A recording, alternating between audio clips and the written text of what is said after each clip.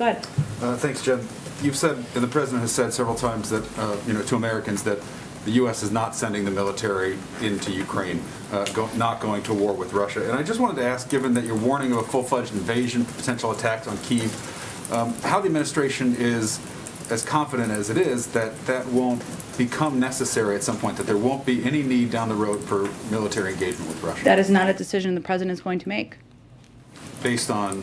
We are not going to be in a war with Russia or putting military troops on the ground in Ukraine fighting Russia. So ultimately, if Vladimir Putin takes all of Ukraine, that's a situation that the administration is not going to condemn, obviously going to punish economically, but that's not something that will be engaged Well, militarily. that is several steps down the road. But what I will tell you is the president has been crystal clear and consistent. He is not sending U.S. troops to fight in Ukraine. That has not changed. Has there been any discussion of the strategy of saying that, though, so publicly and potentially giving Putin an indication that the U.S. and NATO allies are willing to cede that sphere of influence outside of NATO boundaries to him?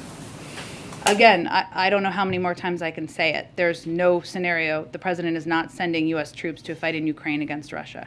We are taking a range of other steps, as you've touched on, but I would say they're quite significant.